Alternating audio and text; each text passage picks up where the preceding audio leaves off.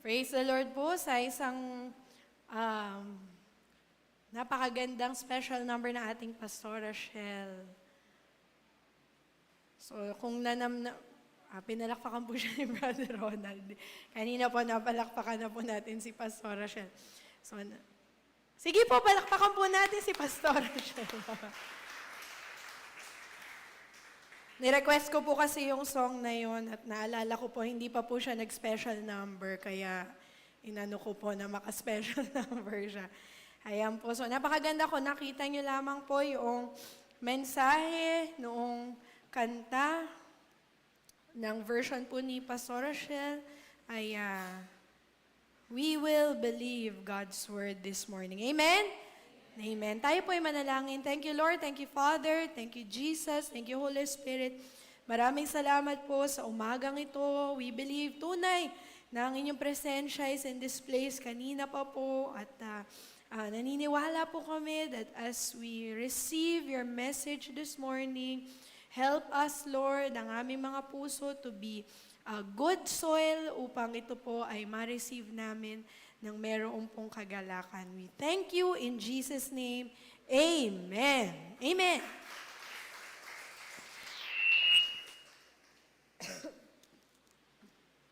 Amen. Yan po. So praise the Lord din po dahil meron na pong bunga yung ating house church. Kung nakita niyo po, ang dami pong mga kids po dyan. So praise the Lord po at sila po yung bunga noong house church natin sa La Guerta. So tunay po ang Panginoon ay kumikilos sa ating pong kalagitnaan. Kaya continue to support ang ating pong YOP sa house church na yan so that talagang naman po na kikilos ang Panginoon sa atin. And eto na po, nangyari na po na fill up na po natin ang extension at meron pa po yung mga susunod so that tayo po ay magkaroon ng new building. Praise the Lord. Amen. Sige po, meron po ako ipapakitang image. Ano po yung mga yan? Ano po? Fruits. So ano pong prutas yan? Atis. Okay. Ano po yung isa, yung mahaba? Papaya. May narinig po ako, papaya. Wow. Ano pa po yung isa? Iba-iba po yan eh. Ha? Grapes. So, grapes daw yung isa. Bacteria po ang sabi ni Kuya Matt. Dahil po teacher siya. Ayan po. Sirit na po. Ayan po ay isang microscopic image ng seeds. Seeds po. So, tama po si Sister Emmy po yata nagsabi na ito ay prutas. So, pero seed naman po ito. Hindi po yan yung actual na grape. So, sa microscope, kung nakatry na po kayo niyan, nung kayo ay high school, college, yan po, di ba, sinisilip po yan, yung mga pathologists, ngayon naman po, yun ang po, trabaho nila, ang mga medtech, yan, sinisili po nila. Kasi hindi po natin makikita yan in the naked eye. Nakikita lang po yan sa zoom through the lens of the microscope. So, yan po ay mga buto. So, iba-ibang buto po yan. Hindi ko na po siguro masasabi kung anong klaseng buto yan. Mamaya po sa bahay ninyo, pwede po kayo mag-search ng mga buto. So, nakita niyo po, iba-ibang buto. Halo-halo po yan eh. Flowers and plants po yan. And fruits. Nakita niyo po yung diversity and intricacy ng shapes ng mga buto. Pero karamihan po ng buto ay maliliit. Di ba po, maliliit po yung mga buto. Pag na-order po tayo sa Shopee or na bumili po tayo ng mga buto, nasa maliit na pakete lang po yan. Tapos pagka nilagay natin sa kamay ay mga maliliit. Pero meron din naman pong mga buto na malalaki. So hindi po ako masyadong farmer, hindi po ako mahilig magtanim. Pero si Pastora po mahilig po siyang magtanim. Si Granny, si Lola Army, mahilig po silang magtanim. So, makita po natin, ang gaganda po nung itsura nila. Extraordinary yung size, yung shape, yung kanilang diversity. Pero ang mas amazing po dun sa mga butong yan is that seed, or yung mga seeds na yan, contains the genetic structure para ito ay mabuo into a plant, into a tree, into a fruit, into a flower. Doon nakapaloob sa maliit na buto, maliit na seed. Depende nga lang po, iba-ibang seed. Yung seed po ng siguro ng flower or seed ng sequoia tree na napakalaki, ay magkakaiba po. And did you know that seeds are also amazing travelers? Magaling po silang mag-travel at mahilig sila mag-travel. Dahil kung saan po sila dadalhin ng hangin ay pwede po silang pumunta o sumunod. Pwede pong dahil hinangin, mapupunta po sila sa ibang lugar, sa ibang soil, or pwede naman silang nakikihitch, nakikisakay sa mga ibang organisms.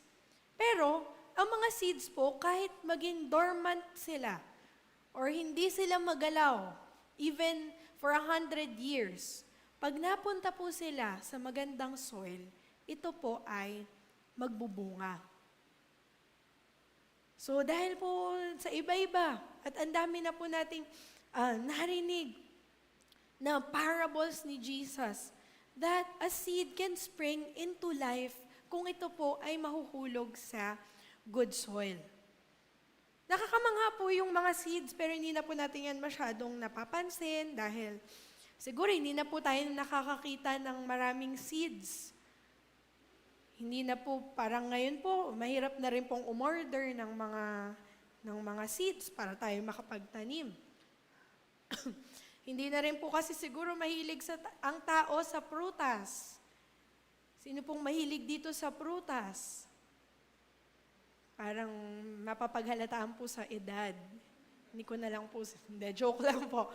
Yung mga mas madami pong experience. Yung mga senior po, yan, mahilig po yan sa mga prutas or yung mga mas matatanda ng konti. Kaso mo nga lang po, gusto nga ng mga prutas ng mga senior ay nagbabawas naman po sa sugar. So, kailangan din po in moderation ng pagkain ng prutas.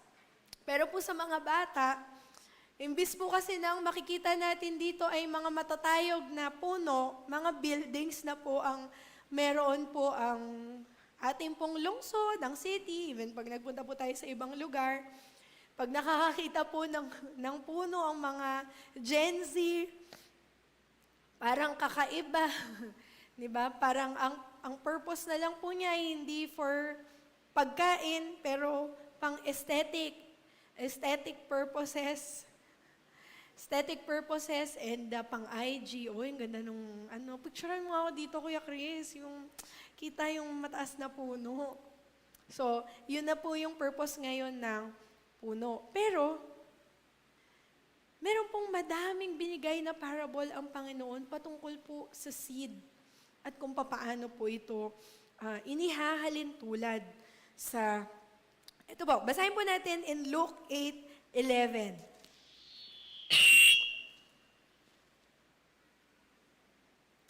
Sabi po doon, this is the meaning of the parable. The seed is the word of God. So, saan po galing itong verse na ito? Ito po yung the parable of the sower. So, yung parable of the sower, ito po yung kwento ko na lang po, kung saan sabi ang Panginoong Yesus na isang farmer nag-scatter ng seeds. Some fell on the ground, sa lapag. Ang iba naman ay napunta doon sa thorny ground. Ang iba naman po ay napunta sa good soil. Tinatanong ng mga disciples, sabi, ano ba ibig sabihin ng parable na yon? Ngayon, sinabi ng Panginoon, sinagot ng Panginoong Jesus, this is the meaning of the parable. Sinabi niya, the seed is the word of God. So dito, inihambing ng Panginoong Jesus ang seed sa salita ng Diyos, sa word of God. Tulad po ng seeds, sabi natin kanina, yung maliliit na seed, Even the tiniest seed. Sabi doon sa na-research ko, black mustard seed daw po yung pinaka maliit. Pero hindi ko po alam kung meron pang mas maliit doon. Naroon yung genetic structure ng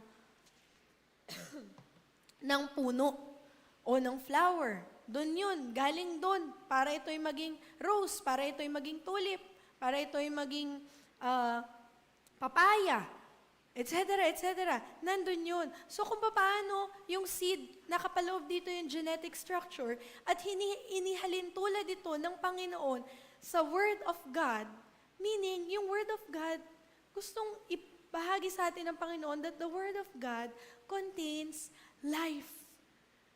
Contains the genetic structure that we need in this life. Para po tayo ay makalakad ayon sa kanyang salita. Para po tayo ay mamuhay na ayon sa sinabi niya patungkol sa atin. Naroon po para magamit natin, naroon sa Word of God para magamit natin yung ating buhay and live to the fullest.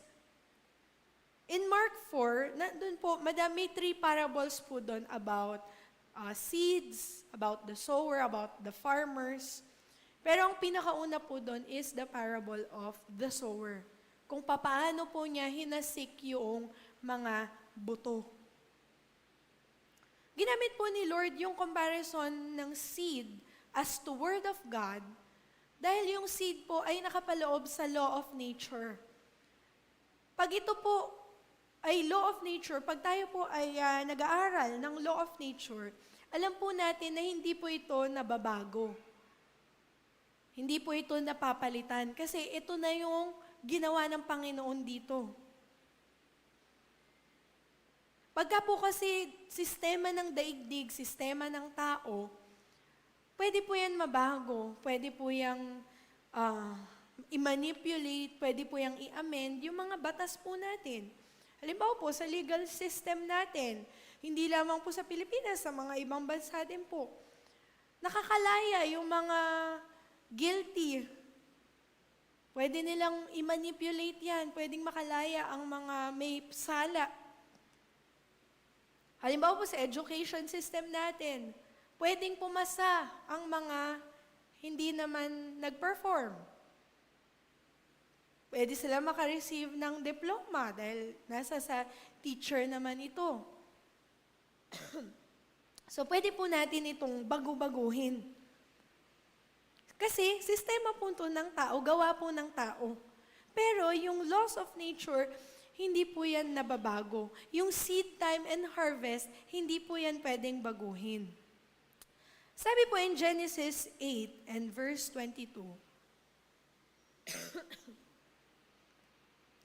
as long as the earth endures, seed time and harvest, cold and heat, summer and winter, day and night will never cease. So kung paano po may gabi at umaga, meron pong lamig at init, meron pong rainy season, hindi po natin maiwasan yan, hindi po natin maiwasang maggabi. Hindi natin pwedeng pigilan na mamaya, ngayon, tanghali na, mamaya, gabi na naman, bukas, Monday na naman. Hindi natin maiwasan yung rain.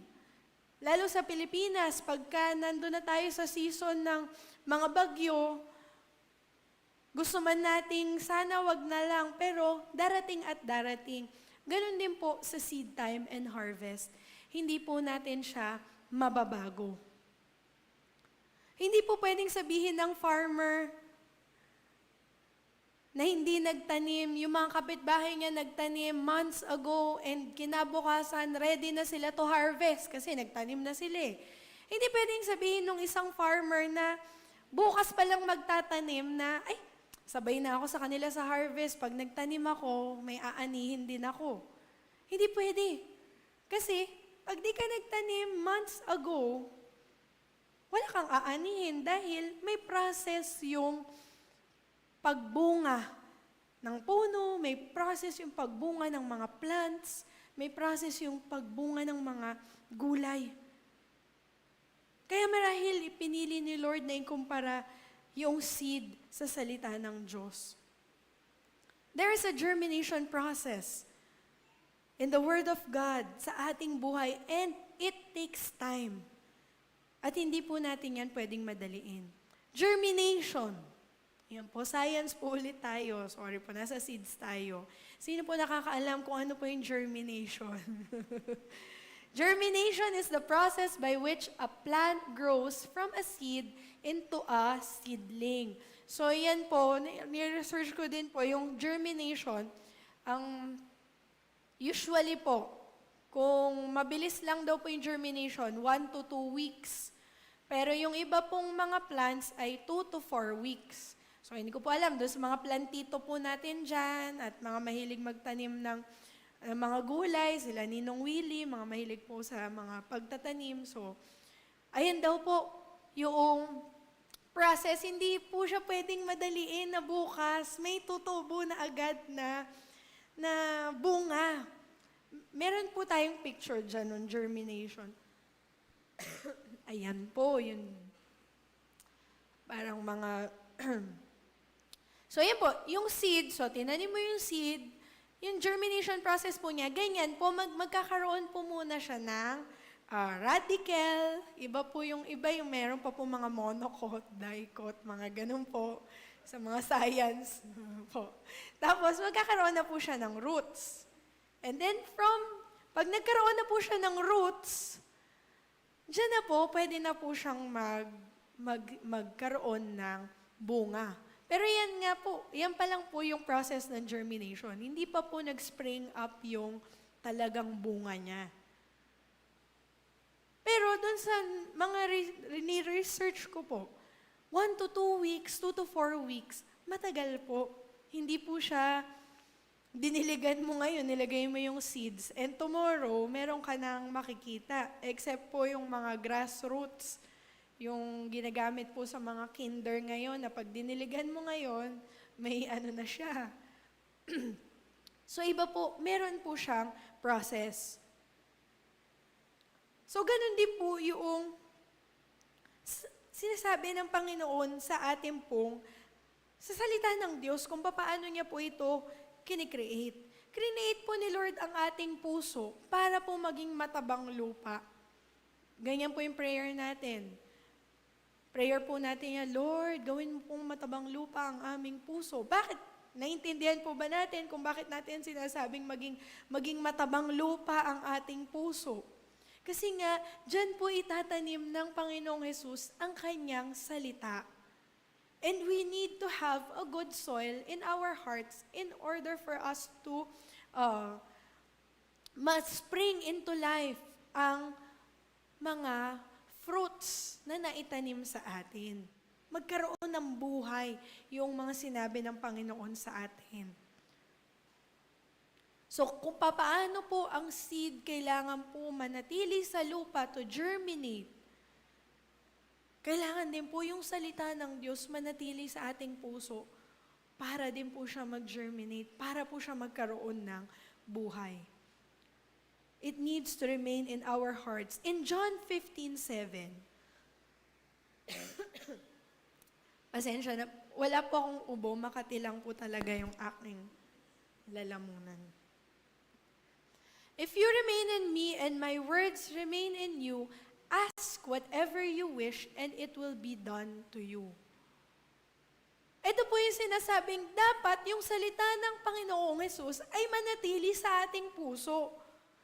So that we will be able to abide in Jesus. So that we will be able to walk in unity, walk in love, to walk with Jesus, to walk with the Father.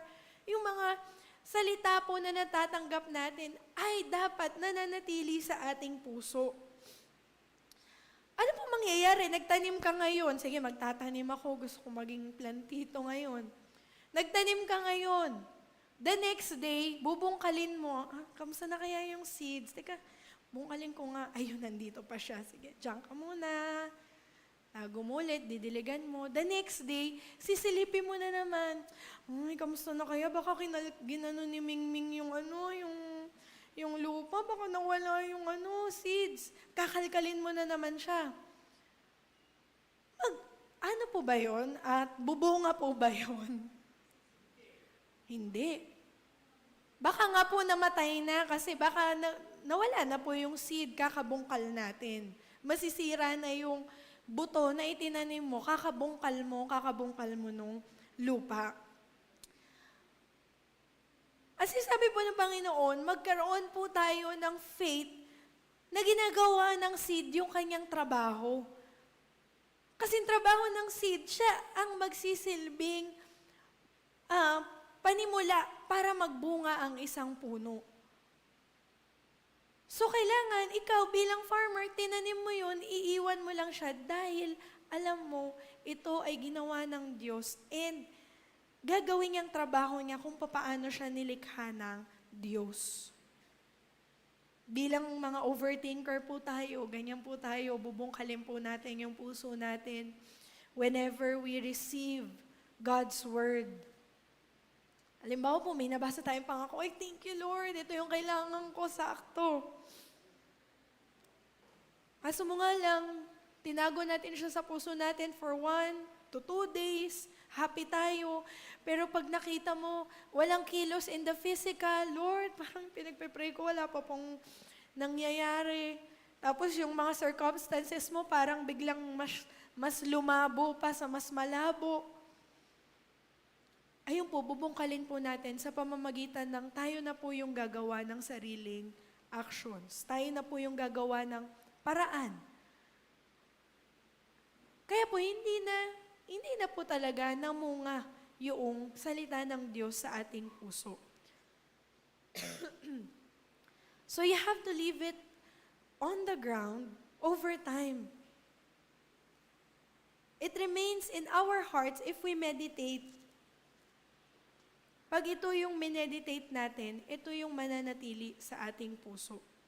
Sabi po in Mark 4:28, yung process po nung, all by itself, the soil produces grain. First the stalk, then the head, then the full kernel in the head. So hindi po nga pwedeng full kernel na yung nandun. Kasi merong first, second, third, merong process, hindi po tayo pwedeng mag-jump doon sa third. Kaya po, maraming mananampalataya, nagbabypass ng growth cycle para makuha agad yung, eto na, makuha ko na to. Kaya sabihin natin, bakit di kaya nangyari yung healing? Bakit hindi kaya nangyari yung provision ni Lord na inaantay ko? Kasi nga, gusto mong ma-receive yung, eto na agad. Again, hindi dahil hindi totoo yung salita ng Diyos, but because hindi mo nga kasi siya pinanatili sa iyong puso. Si Lali po, inom lang po ako.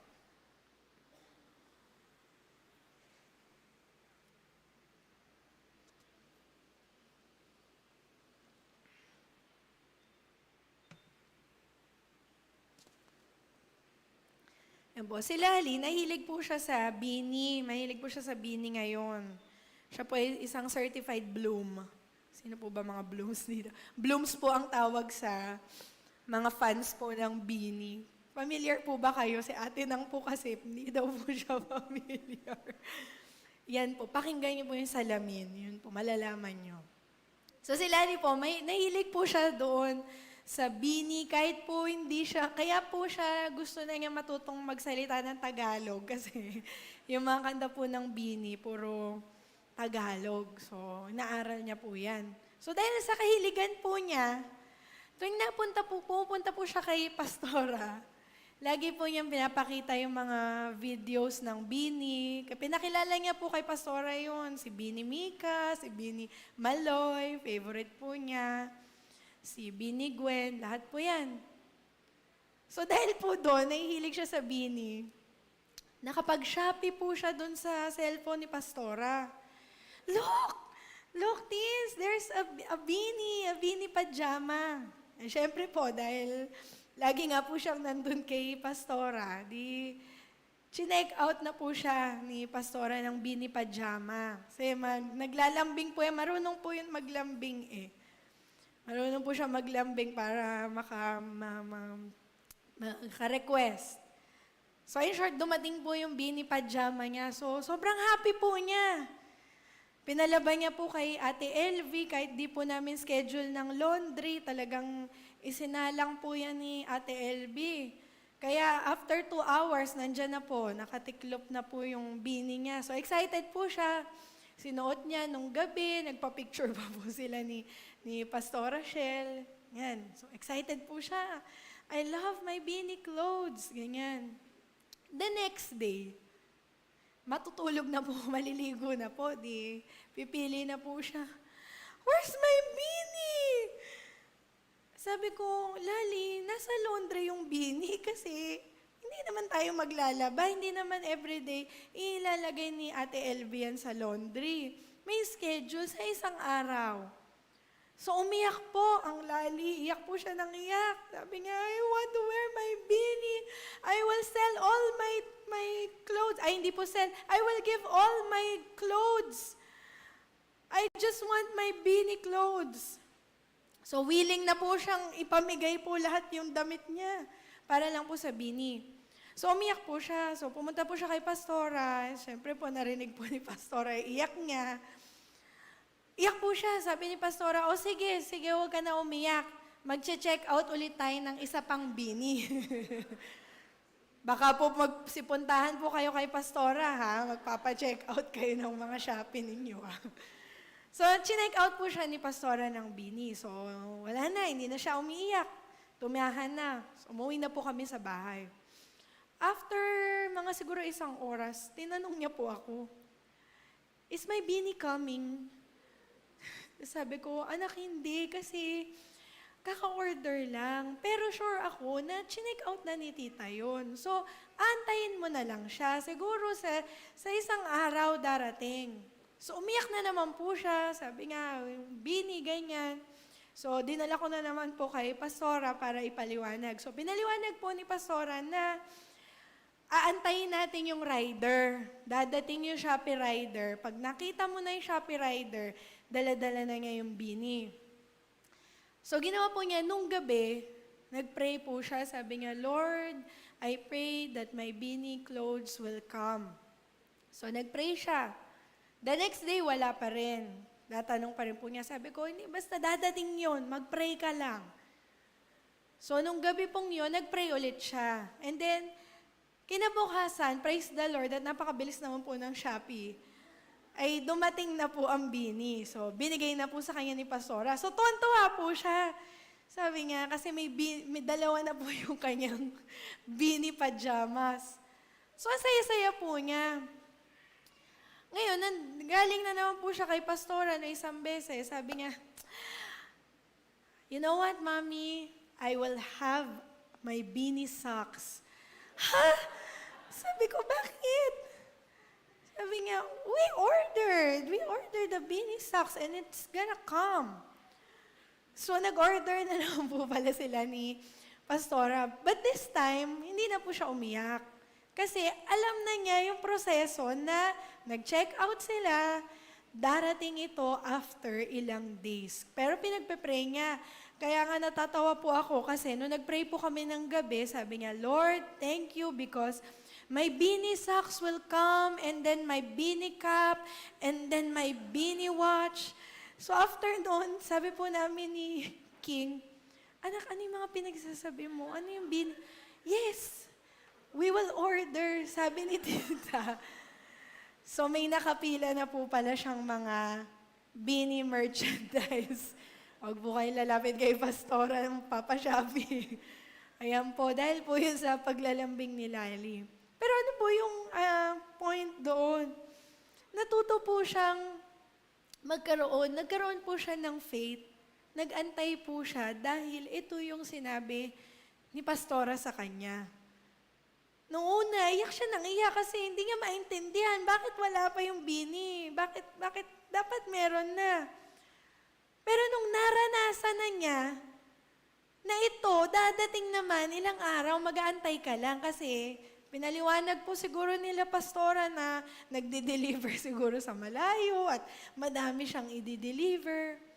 Naintindihan na niya na pag chinek out ito, all you have to do is to pray and to wait patiently for it. And it will come. Dadating po yun. So, sa atin po, sometimes kasi, yung Word of God na-receive natin, binigay na ni Lord, pero, yun nga po, sometimes hindi po natin maintay. Parang, Lord, kailan po ba matatapos tong problemang to? Lord, kailan po ba kami makakaahon sa mga bayarin? Lord, kailan po ba kagagaling itong sakit na pinangako niyo po na gagaling po ako? Lord, kailan po ba yung mga pinangako po ninyo? So, ang gusto po ng Panginoon, itago natin yung seed sa ating puso, i-meditate natin, maging magandang soil po ang ating puso, and it will produce a life, provision, healing, lahat po ng kailangan natin pag inilagay lang po natin ito sa ating puso. Nakatuwa po si Lord kasi yung Mark 4, doon po sa sumunod na verse niyan, doon sa verse 35, tinest na po ni Lord yung kanila application na. Nagsabi si Lord ng parable. O ito, parable. Parable of the seed. Pinaliwanag niya yung parable. And pag kinagabihan, binibigyan na sila ni Lord ng application. In verse 35, sabi po, that day when evening came, He said to His disciples, let us go over to the other side. So sila po ay tatawid na ng karatig bayan sa pamamagitan ng boat. Ngayon, tinaniman na sila ni Lord ng seed. Ano yung seed na tinanim ni Lord? Si Lord mismo, from the lips of the Creator Himself, nilagay niya yung seed sa puso ng mga disciples. Ano yung seed? Sabi po doon, let us go to the other side. Pumunta tayo doon sa kabilang side. Yan na yung seed na tinanim sa kanila ng Panginoon. So, hindi naman sinabi ni Lord, ay pumunta tayo doon sa, let us go over the other side and then halfway across, we will drown. So, binigay na ni Lord, let us go over to the other side. That's your seed. That's my word. Ito na yung word na binibigay ko sa inyo. Pero ano po nangyari dito sa Mark 4? Yung 2-hour trip nila ay naging agaw buhay sila, nagkakagulo sila noong dumating ang bagyo. Nagpapanik na yung mga disciples. Why? Because instead of using the seed God planted into their hearts, let us go to the other side. Ang pinagana po nila is in the natural. Yung mga alam nila, paano tayo masisave dito? Tanggalin natin yung mga gamit. Tulong-tulong tayo dito. Yun ang ginawa nila. Kaya in verse 38, si Lord natutulog. Jesus was in the stern, sleeping on a cushion.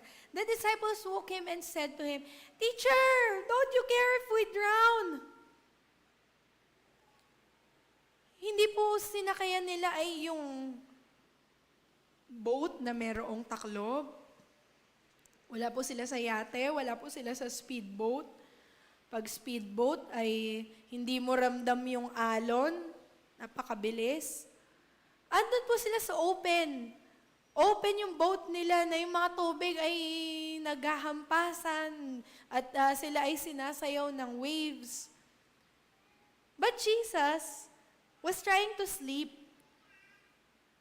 Alam ni Lord, alam ka namang sobrang tulog mantika ba si Lord para hindi niya maramdaman? Naramdaman ng Panginoon yung bagyo. Kaya sila, gusto nila kikilo si Lord. Paano nag-respond si Lord sa kanila? Lord, malulunod na tayo. Tulog ka pa ng tulog dyan. Anong response ni Lord? Hindi naman niya sinabi, sorry, sobrang alam niyo naman, ang dami kong tinuruan kanina, ang dami kong pinagaling, pagod na pagod ako, sorry. Hindi ganun yung response ni Lord. Ang response niya, saan ba yung mga sumunod na verse? Kuya Jake, sabi, instead He said, why are you so afraid? Verse 40 yun, verse 40. Why Why are you so afraid? Do you still have no faith? Sinasabi ni Lord Jesus, Aba, binigay ko na nga yung seed. Ngayon, kayo dapat na nagpatigil niyan dahil binigay ko na sa inyo. Sabi ko, magpa-pass over tayo doon. Magtatawid tayo doon. Ibig sabihin, ano man ang madaanan natin dito, makakarating tayo doon sa kabila. Then use your authority. Pero, imbes na sila po ay nag-operate in faith, ayun po, natakot nga po sila. Nauna po yung takot. Ang trabaho po nila ay paganahin po yung seed na binigay sa kanila ng Panginoon. But instead, nag-doubt sila, Lord, wala ka po bang pakialam sa amin? Hindi mo po kami pinapansin. Gusto niyo po ba lahat po tayo dito mamatay? So, ganun din po tayo. Sometimes we often complain pagka walang tugon si Lord sa ating mga panalangin. Lord, mahal mo ba ako? Ba't parang lahat ng mga parang mga nangyayari, patong-patong na lang yung mga problema, parang di na po natapos. We complain, Lord, itong matagal nang masakit sa akin, parang gagaling pa ba to? Or, Lord, kailan po dadating yung provision nyo? Parang ang tagal na po. Remember that God has done His part because He has given us His word already. Hindi ko po alam sa inyo, pero I believe meron na pong na-plant na seed sa inyo. Wala po ditong ni isang tao na hindi nabigyan ng pangako ng Panginoon. At napakadami na pong pangako kung babalikan niyo pa po yung mga previous preaching. Lahat po yun pangako ni Lord. Pero depende nga po sa atin kung nilagay po natin siya sa puso at inangkin mo bilang pangako para sa iyo, individually.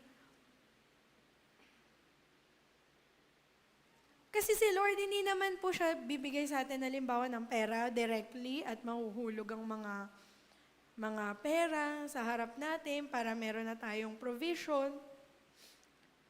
Pero nagbigay siya ng word. In Deuteronomy 8:18, But remember the Lord your God, for it is He who gives you the ability to produce wealth. Sa iba pong translation, it is the Lord that gives us the power to get wealth. The power is in His promises, and it is in His words. Hindi po bibigyan tayo ni Lord na mahuhulog na lang yung pera, pero bibigyan niya tayo ng wisdom. And as you plant those seeds in your heart, that the Lord will give you the power to get wealth, the truth of His word will germinate in your heart, and prosperity comes. Bigyan ka ng wisdom ni Lord, paano ka nga yayaman, paano ka magkakaroon ng provision so that hindi ka mababaon na sa utang, at makalaya ka na doon sa matagal mo nang pinananalangin sa Panginoon. Ganon din po sa healing, it operates the same way. Example po, dalawa pong verse. Proverbs 20:4-20. 20-22. My son, pay attention to what I say. Turn your ear to my words. Do not let them out of your sight. Keep them within your heart. For they are life to those who find them and health to one's whole body. Ano sinasabi po ni Lord? God's word will be health. God's word is health. If you will do verse 20 and 21, if you pay attention to what I say, turn your ear to my words, and you do not let them out of your sight, it will give health to your body if you will pay attention to what I say. What does God say about you? Pagka tayo naglo-Lord's table, we declare that healing is part of God's promises, that healing is part of the benefits na na-receive natin when we accepted Jesus as our Lord and Savior. Sabihin natin, ano ba pakinabang ko sa Word of God? Ayun nga, they are life to those who find them and health to one's body. Pero sabi nga doon, whole body, hindi lang po doon sa mga kino-complain natin, kung gut, kung abdomen, kung colon, kung lungs, kung buto. Kasama po yun doon sa dinedeclare natin. Psalm 107 and verse 20. He sent His word and healed them. He rescued them from the grave. Yung ibang translation po, He sent His word and healed them and delivered them from their destruction. The Lord sent His word, but you have to receive the word. Pinadala ni Lord, kailangan tanggapin, kailangan ilagay sa puso. Let your heart be a good soil.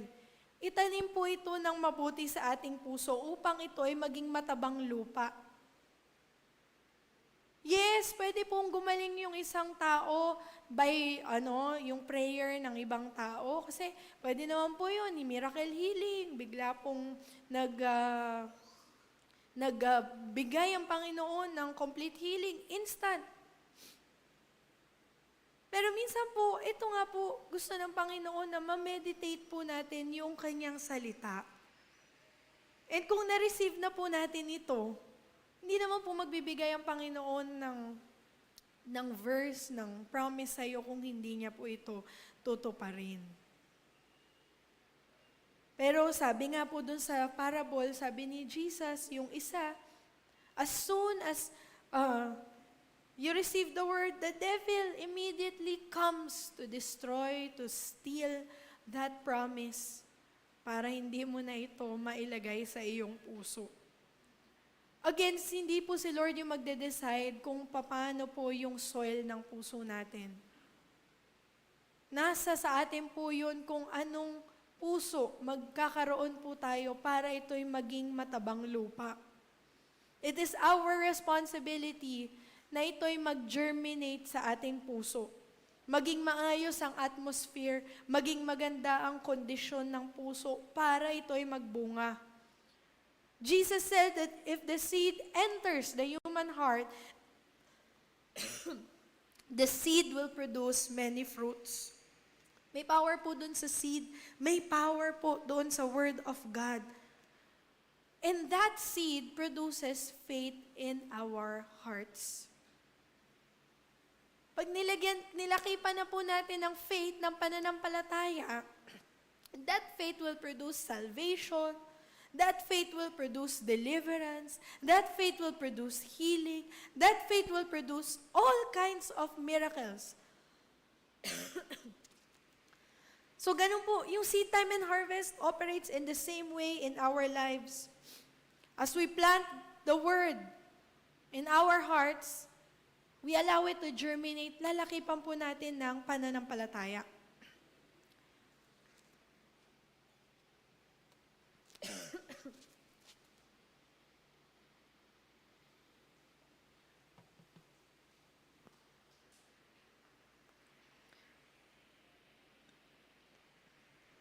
Kung ang dami na po nag-pray, halimbawa, nasabi, pinagaling ka na ni Lord, ikaw din, alam mong pinagaling ka na ni Lord, maging isang tulad ka ng farmer na matyagang nag-iintay ng harvest, matyagang nagpapataba ng soil sa iyong puso.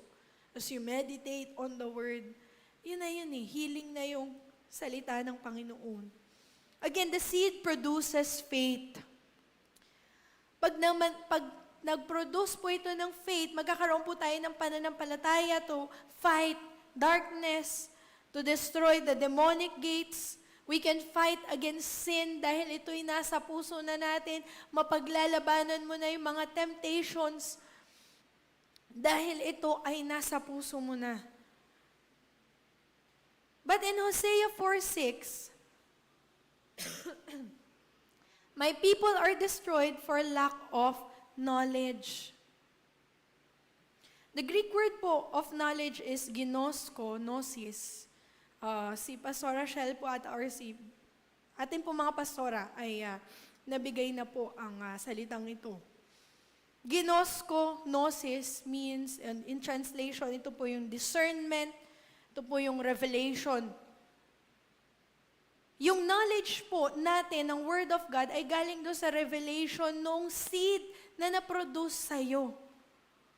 Ngayon, pag meron na po tayong knowledge, alam mo na yung meaning ng salita ng Diyos, ito po yung magpaproduce ng faith. Kaya po madaming mananampalataya, tumanggap naman po sila naman po yung mananampalataya, pero hindi pa din ma-destroy yung mga demonic gates in their lives, naghihinder sa pagpapala ni Lord because they lack knowledge. Kasi hindi nga nila alam na dapat itong i-destroy. Kasi hindi nila alam na ang Word of God ay dapat palang gawing matabang lupa sa puso. Walang revelation from the Lord. That is why, nakakalungkot man po, but many Christians live a life of defeat. Remember, the greatest miracle that the Word of God produces in our lives is our salvation. The moment we accepted Jesus as our Lord and Savior, that is the greatest miracle na nangyari sa ating buhay. But salvation is only the beginning of our life here on earth. Dahil may gagawin pa po tayo. Tayo po yung magsaspread pa ng Word of God. And in Ephesians 2:8, sabi nga po, verse natin, pag nagsishare, for it is by grace you have been saved through faith. So you were saved through faith sa iyong pananampalataya sa Panginoong Jesus, and now you must live by faith. Doon po nag-ooperate ang buhay nating mga mananampalataya sa ating pong pananampalataya. Kaya nga po tayo tinawag na mananampalataya. Dahil yun yung ating buhay na dapat tayo ay manampalataya sa Panginoon.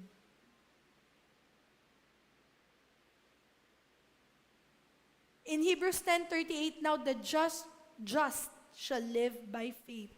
But if anyone draws back, my soul has no pleasure in him. You have been saved through faith dahil ikaw ay nanampalataya. Now, ang challenge na natin is to keep living every day by faith. You must live by your faith. Hindi po tayo mabubuhay sa faith ng ating pastor, ng ating pong mga mamshies, na kasama, ng ating kapatid, ng ating asawa. Individual po ito. Individual po yung ating pananampalataya at nasa sa atin po ito. In Hebrews 11:6, and it is impossible to please God without faith. Anyone who wants to come to Him must believe that He exists and that He rewards those who earnestly seek Him. So without faith, we cannot please God. Kahit pa nilagay natin sa puso natin yung Word of God, pero walang faith, hindi nga po magiging matabang lupa ito. It goes hand in hand. Magkaakibat po ito. How do you exercise faith? We exercise faith by ating pong pag-declare, pag-speak. Kung ano ang sinasabi ng Panginoon about you. In 1 Corinthians 4:20, for the kingdom of God is not a matter of talk, but of power. So, hindi lamang po salita, lalakipan po ang salita ng kapangyarihan at pananampalataya.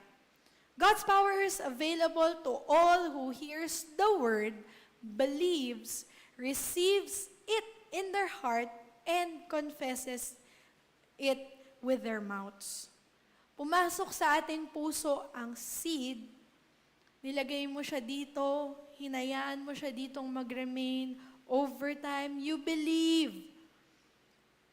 You believe the word. You received it in your heart, and you confess it with your mouth. Ito po yung seed. And the seed is the word of God. Kaya po yung mga disciples, they did not live a natural life. They operated in the supernatural. Napakadami pong miracles. sa Acts, andun po yung mga miracles ng disciples. Nung si Lord ay ascend na sa heaven, ang dami pa rin po ng ginawa ng mga miracles ng mga disciples. They operated in the natural dahil nakita na nila, nagbunga na yung word of God na nailagay sa kanilang puso. Nakipan ng pananampalataya at ito ay naiproduce na with their mouth. So without faith, we are lost. Without faith, you will fail. Without faith, you do not please God. Sabi po yun sa salita ng Diyos. God does not answer needs. God answers faith. Yung ating pong pananampalataya, yung ating pong paniniwala sa Diyos. Pero, sa totoo naman po, ang dali lang po talagang sabihin, pero dali mo lang naman sabihin, Sister Nicole, kasi hindi naman ikaw yung nandyan. Paano pag ikaw naman po yung nasa sitwasyon na may pinagpe-pray kay Lord at wala? Hindi nga po lahat naman po tayo ay merong mga karanasan. Sa una po, parang, Lord, totoo ba po itong pangako mo? You will prosper me. You will provide for me. Lord, you will heal me. Sa una po, parang, Lord, paano po? But as we declare what God says, what His Word says about you, that word, that seed will bear fruit. And lack of faith can prevent God from moving in your life. We have to have faith in the seed of the Word of God para po ito ay mamunga. Sabi nga po, di ba, faith comes by hearing and hearing the Word of God. But faith comes in hearing, but it is released by speaking, by declaring God's Word. You must both believe and speak para po mag-operate yung faith. What is God saying about you? Yan po, kaya nga po, di ba, sabi nga ni Pastora, mag-declare po tayo every day nung daily declaration because they are life para po sa ating mga katawan. Yung kinanta po ni Pastora Shell, ang ganda po nung lyrics. Pwede niyo po yan i-meditate, pwede niyo rin po yan kantahin sa bahay ninyo. Bagamat marahil, hindi lang po kasing ganda nung pagkakakanta ni Pastora Shell. Pero you can declare what God says about you. Di ba sabi doon, hindi ko po kayang kantahin yung mataas na kini, Pastor. You say I am strong when I think I am weak. You say I am helped when I am falling short. You say, and when I don't belong, you say I am yours. I believe, oh I believe what you say of me. Sabi mo, Lord, strong ako, pero Lord, now I am weak. Lord, sabi mo, I don't belong. Feeling ko hindi ako belong, pero sinasabi mo, ako ay iyo. Ang dami po sabi, hindi ko kaya, pero sabi mo, kaya ko. Sabi ng mga tao, wala ka namang binatbat, pero sinabi mo, ako ay victorious. So believe what God says about you. Kung ano yung naitanim sa iyo ng Panginoon. We see the same principles again in Romans. In Romans 10, 9 to 10. If you declare with your mouth that Jesus is Lord and believe in your heart that God raised Him from the dead, then you will be saved. Ito, pinaniwalaan po natin ito, kaya nga po tayo nandito ngayon. Dahil po, kinonfess po natin yan. So, ganito po, gusto pa rin ng Panginoon na ipatuloy po natin yung ganitong exercise ng pamumuhay natin. That we believe, we confess. Ito po, yung nagiging buhay natin.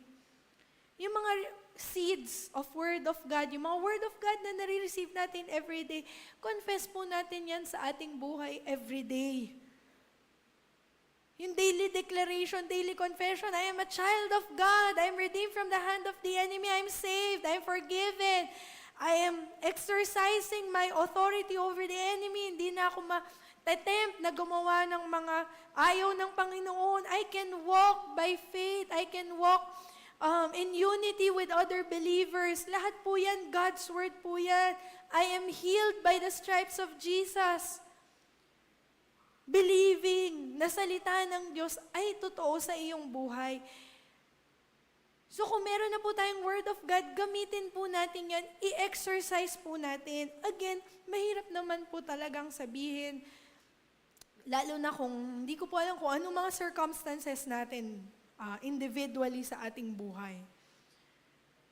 Pero as we declare, as we believe every day, matalino ako, magaling ako, bibigyan ako ng wisdom ni Lord how to produce wealth, yan yung dinedeclare mo, hindi mo na namalayan. Unti-unti ka na talagang pinagpapala ng Panginoon. Unti-unti ka nang nag-e-excel sa trabaho mo, unti-unti yung favor ng Panginoon ay nasa sayo sa iyong pag-aaral, unti-unti ang kalakasan mo ay nandun. Unti-unti yung doubts mo is turning into faith na, sinabi ni Lord, pinagaling na niya ako, eto na yun. Lagi po nating didiligan yung seed. Meaning, patuloy po tayong magbabad sa salita ng Diyos because it will give health and life to our bodies. The more you use faith, the more you will see miracles. Tayo po, sa katawan natin, the more you exercise, magkakaroon tayo ng muscles, di ba? Yung mga nagwe-weights, day 1, yung mga nagpapakita po ng day 1. Wala pa po, mga buto-buto. Pero nakikita, madami po yan sa TikTok po yan. Basta po yung mga reels. From day 1 to day 60, makikita mo yung transformation ng katawan niya na nagkaroon na siya ng triceps, biceps. Yung mga babae kasi, pati ngayon, conscious na rin yung mga babae. Nabibuild yung muscles. Pero kung wala kang gagawin, gusto kong pumayat. Pero wala ka namang ginagawa. Hindi ka nga nag-diet. Di ka naman nag-exercise. Wala ka namang ginawa talaga. Gusto mo lang pumayat. Ay wala pong trabaho yun. Hindi po gagawin ni Lord tayong papayat po tayo overtime. Kailangan po meron tayong gawin para po tayo ay pumayat. Ay, hindi ko naman po sinasabi doon sa mga baka lang po may example lang po doon sa mga gustong gumanda ang katawan. Na walang mangyayari kung wala tayong gagawin. Kailangan po igawin natin yung exercise. Ganun po yung faith. Faith is like a muscle. The more you use it, the more it increases in size. Tama po, di ba? Pag tayo ay nagbuhat, nag-weights, lalaki po yung ating mga muscles. Kaya po si Kuya Sam, yan po. Okay po yung muscles po niya dito. Kaya po, naalala ko lang po, na-segue ko, yung mga nagtatrabaho po sa Divisoria, ang gaganda po ng mga katawan nila. Kasi po, ano pong binubuhat nila? Mga malalaki. Exercise na nga po yun. Kaganda po ng mga muscle po ng mga nagbubuhat po doon ng mga t-shirt, ng mga bagay. Kasi po, kinagamit nila araw-araw. So, ganun din po sa faith natin. Kung ini-exercise po natin siya every day, then it will increase in size. You will operate in the supernatural. Lahat ng ginagawa mo sa office, sa bahay, ikaw ay lumalakad na sa pananampalataya. So ano man po yung circumstances natin sa buhay, tayo man po ay nag-aantay ng pagpapala, tayo man po ay tagal mo nang pinagpe-pray, yung mga inaantay na pagpapala, pero Lord, parang wala pa rin po. Pero remember, kung na-destroy na po natin lahat ng demonic gates, yung gates ng pagpapala, nandyan na po yan. Kailangan lang po natin siyang alalahanin, ilagay sa puso, i-declare. Speak to those circumstances and believe. Ayun po, pwede nyo alalahanin, ano ba yung mga binigay na pangako sa inyo ng Panginoon? Diligan po natin, i-exercise natin dyan by speaking God's word in your life. Binigay na po ni Lord yung katugunan kung kayo po ay may pinapanalangin dahil binigay na po niya ang salita niya. All you have to do is maging good soil ng puso, ang inyong puso, makinig ng salita ng Diyos and operate in faith. Speak the word of God in your life. Amen po? Amen. Now, I would like to usher everyone this morning to praise and declare what you believe. Ilagay po natin, alalahanin po natin lahat nung mga sinabi ni Lord about you. Kung binigyan ka na niya ng promise that you are healed, then you are definitely healed. Kung nag-promise ang Lord ng provision for you, now God will give you the power to get wealth. Kung ang promise ng Panginoon sa iyo ay ikaw ay magpa-prosper sa iyong work, sa lahat ng bagay, then believe. Paniwalaan po natin ang salita ng Diyos. Dahil ito po baka inaantay lang talaga ng Panginoon na sabihin natin lahat ng kanyang salita so that ito po will come to pass. Amen? Tayong lahat po ay tumayo.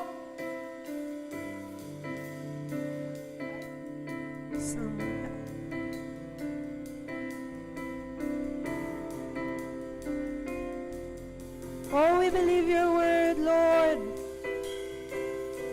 We believe that your word is powerful. Your word is life.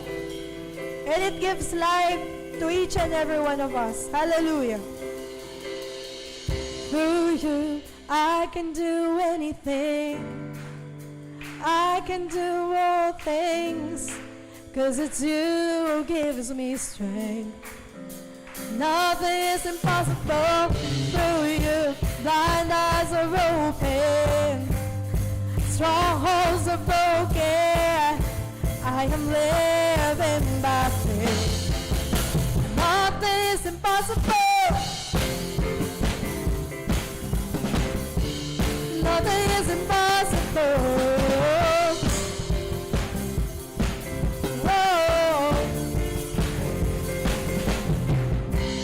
Not gonna live by what I see. Yes, Lord. I'm not gonna live by what I feel. Deep down, I know that you're here with me.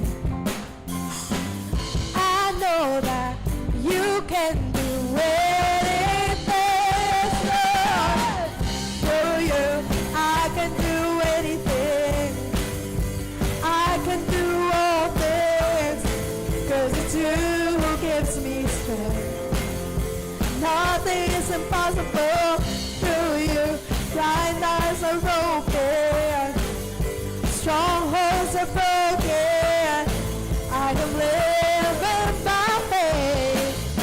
Nothing is impossible. Woo!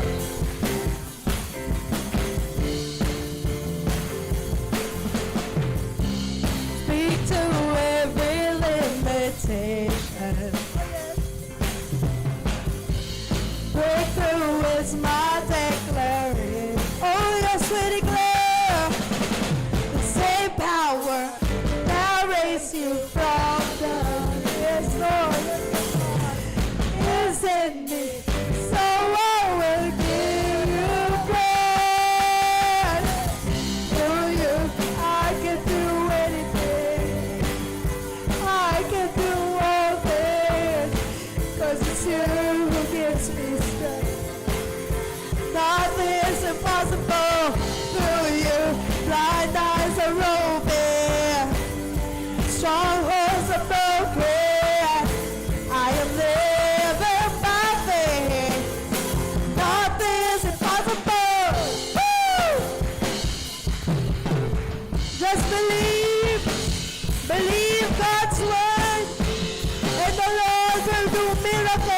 in your life. I believe, I believe. I believe, I believe in you. I believe, I believe. I believe, I believe in you. I believe, I believe. I believe, I believe in you. I believe, I believe. I believe, I believe, say, I believe in you. I believe, we believe, Lord Jesus. I believe, I believe, oh, as we declare, I believe, we believe God's word. I believe, I believe, I believe in you. Through you, I can do anything. I can do all things, 'cause it's you who gives me strength. Nothing is impossible through you. Blind eyes are open, strongholds are broken. I live in my faith. Nothing is impossible. I believe, I believe. I believe, I believe in you.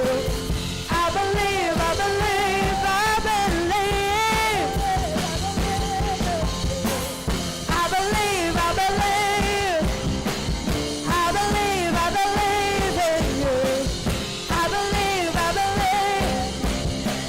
I believe, I believe in you. Oh, speak God's word. Declare God's word in your life.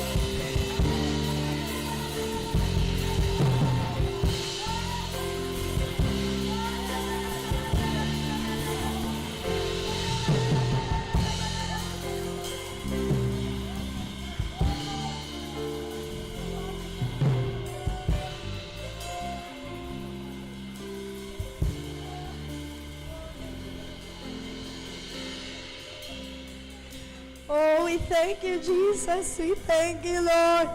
Oh, shadago ba siya sa'yo kung sadagaraban mo sa tagadadabadadadada mo sa tagadadabay ka natin sa pagkudadadabadadadadadad. Oh, naman siya nadagadagadadadadad.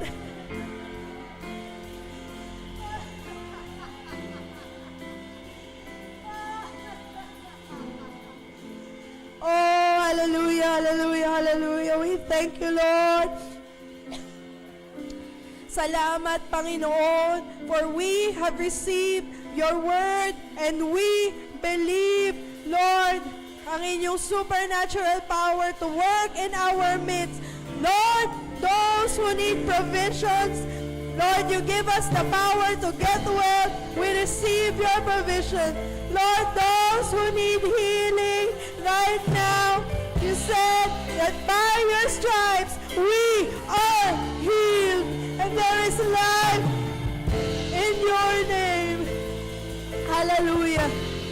Salamat, Panginoon, for those who have barrenness. Lord, tinanggal mo na po ito. And we declare life to every womb na nangangailangan nito, Panginoon.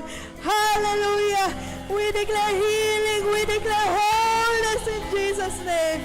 We declare your word is powerful, living, and able to impart life, blessings, and abundance. Hallelujah. We worship you. We honor you. We glorify your name. We praise you, Lord Jesus. Hallelujah. All glory and honor belongs to you,